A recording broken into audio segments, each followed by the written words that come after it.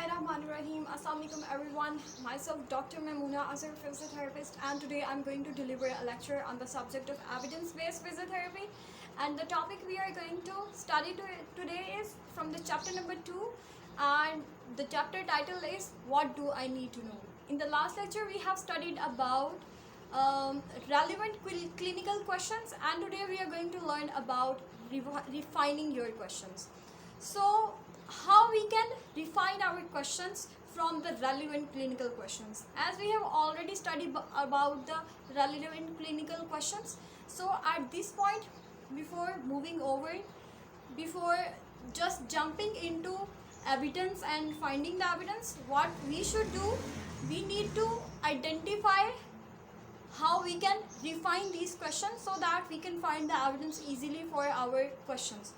So before we begin the hunt for the evidence that relates to our clinical questions, we need to spend some time making the questions specific. Why do we need to make these questions specific? The questions need to be really specific because they can structure our question, they can refine our questions, and it can makes us easier for identifying the answers for all the evidences and all the questions. In the last lecture, we just identified that what are the relevant clinical questions, and in those parts we identified the effect of intervention, experience, diagnosis, and prognosis. Now what we will do with all these four parts, we will take out all these four parts and we will break these single parts, every single part, into further sub steps so that we can easily identify and make the refining process in our evidence-based practice.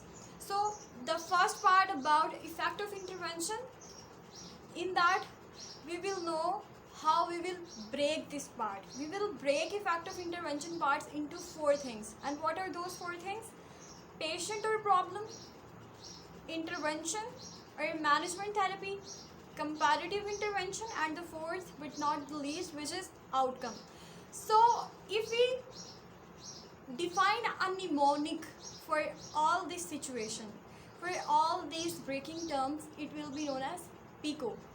P-I-C-O. P for patient or problem, I for intervention, and C for comparative intervention, and O for outcome. So now we will know that what is this PICO and how it is actually effective and helpful in our situation.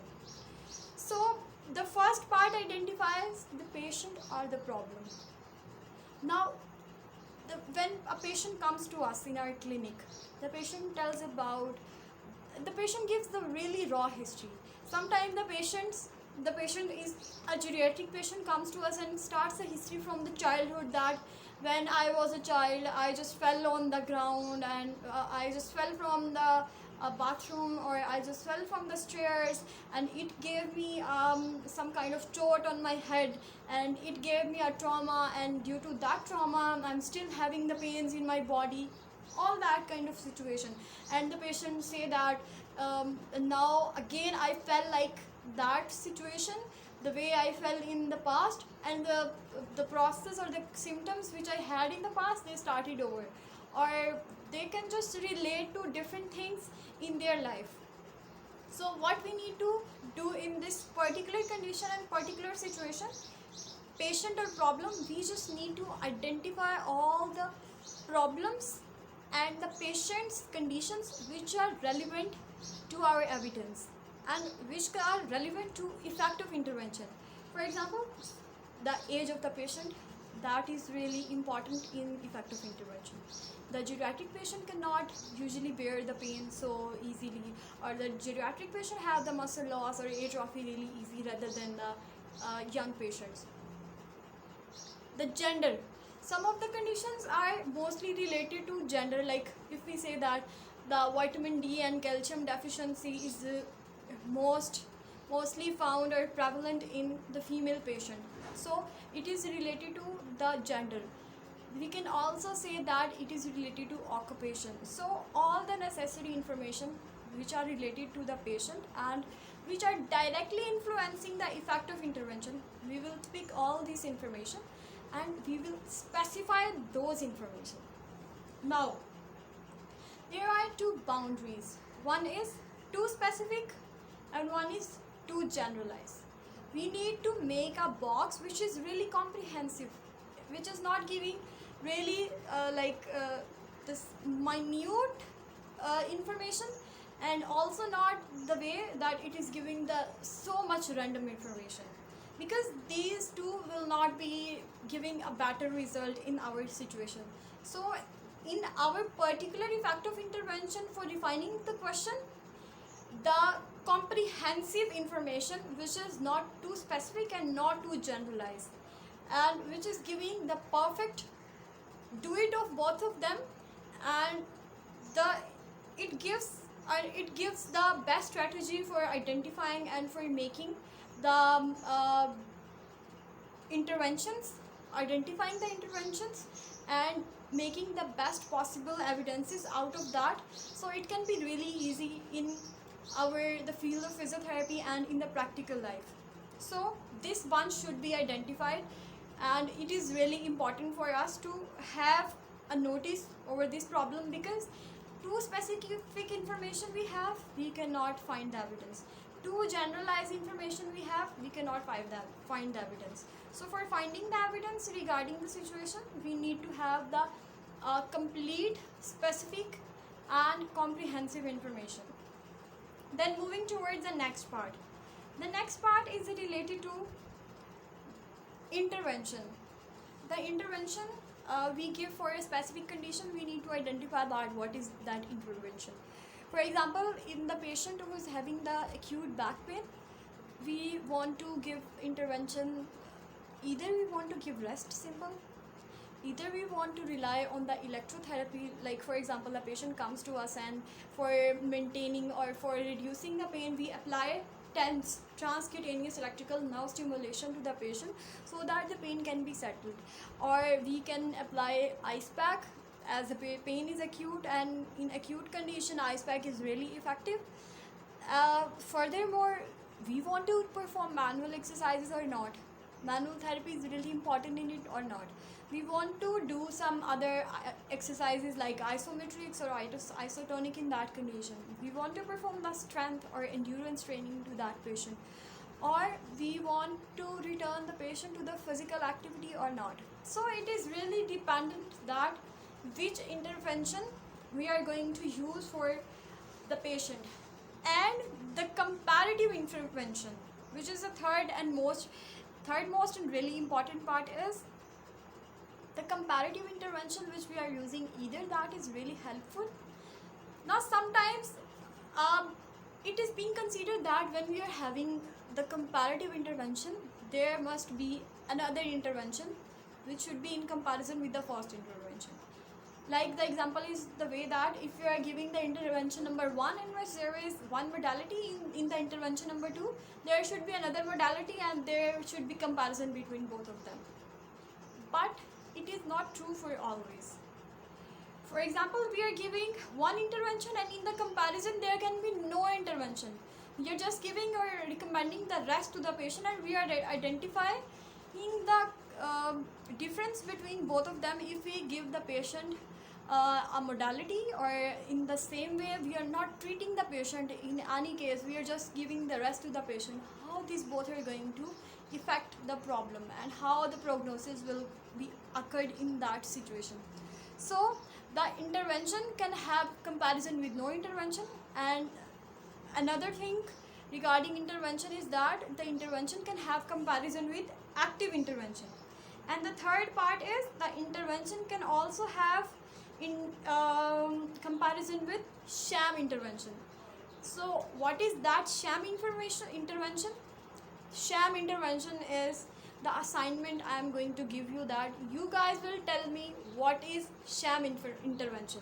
When you will open the book and you will start studying about the PICO, and in the PICO you will surely get the answer in the book that what is written about sham intervention. So it is really, I have already told you how you can capture the assignment and how you can answer the question. So I want you guys to do a bit effort and answer me this question which I have asked you. Now the last but not the least part about the PICO is that outcome. Outcome is the fourth part of the question specifies that what outcomes we are interested in. In some circumstances, it may be worth spending some time with the patient to identify especially what outcomes they are interested in. For example, when considering together to refer an injured worker to a work hardening program, it may be important to determine whether the patient is primarily interested in reduction in the pain. So the what I have studied in a single minute by saying blah blah blah blah, which is, it means the outcome, the effect we want from the intervention. It cannot be identified just by the physiotherapist. What is usually being done in the past practices, it was being done that the patient's preferences were not having an effect on physiotherapist intervention, and the goal the patient wanted, it was not being met sometime. But with the advent of evidence-based physiotherapy, we have already studied in the lecture number 1 that decision making process is being done on the shared basis. The patient and the physiotherapist share common goals. They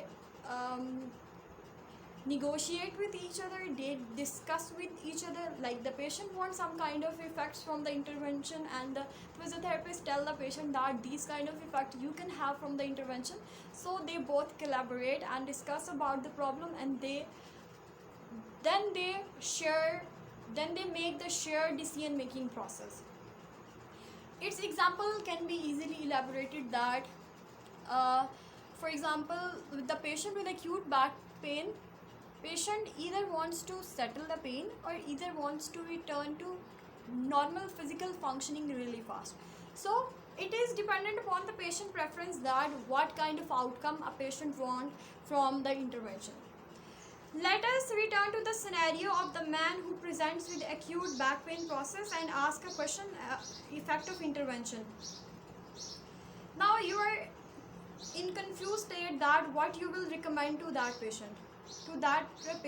What you guys are going to do with in that situation.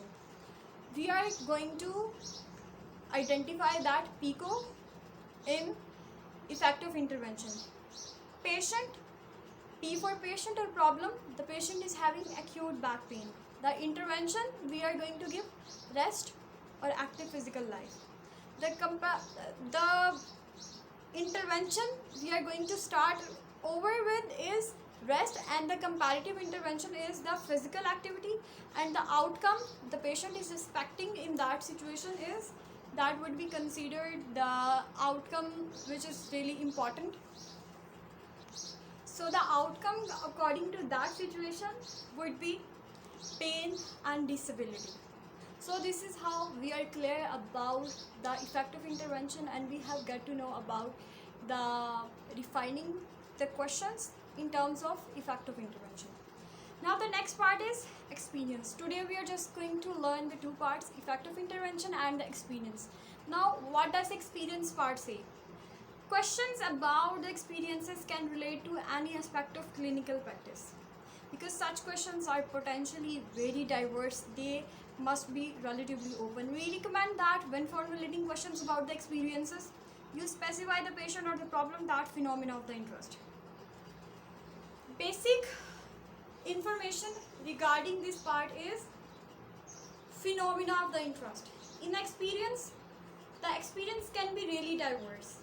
It can be regarding the patient experience and it can be regarding the physiotherapist experience, and the both experience are being merged together. For example, a patient has seen another patient who was having the acute back pain and who is not being recovered and who just had the disability after that. So it was a patient experience, and on the same way a physiotherapist experience who has already seen a patient who is having the acute back pain and has treated that patient with the modality and the patient has been recovered. So the experience is important in both perspective for both of them. Returning to our example, you may be interested in your patient's attitude to his condition. A patient always has some attitude towards a condition. For example, some people for example, there are two patients and both are having acute back pain. One is not really responsible and not really caring about the condition he or she has developed, and on the other way, the other one is really responsible and wants to improve his or her health and want to maintain his daily life. So it is being really dependent upon the patient's attitude towards his condition. And some of the patients, they are always kind of exaggerating kind of patients, like they're just like exaggerating the conditions, like ha ha ha, the way that something has really happened and we cannot recover back in our life and we are just going to die. So it is also important to identify the patient's interest. In a similar scenario in your practice, you recently heard a patient expressing concerns about whether his complaint might become chronic or it will lead to a serious illness. Consequently, the two-part question is the way we identified the PICO in our effective intervention. In the experience part, there would be two words which are important. And what are these two words? The number one is patient, adult with acute low back pain, and the second one is phenomena. In that phenomena, principal concerns. So concising my whole lecture, we have studied about refining your questions, and in that we have studied effective intervention and the experience. In effective interventions, we divided it into four parts with the PICO: P for patient or the problem, I for intervention, C for comparative intervention, and O for the outcome. And in the experience part, we studied the two words. The number one is P for patient and the another one is P for phenomena. And in phenomena, we studied the principles concern of the patient. So it was all about the today's lecture. So I hope you guys, you are clear about the lecture. In today's lecture, it was really difficult for me to record again because one of my videos just, I don't know what happened to that. I just clicked this the screen of my phone and it went away. So I made the whole video again. Still, if you guys have any query or any questions regarding the chapter, regarding the book, or regarding the topic, you guys can ask me directly or you guys can comment here. I will answer all of your questions. Thank you so much.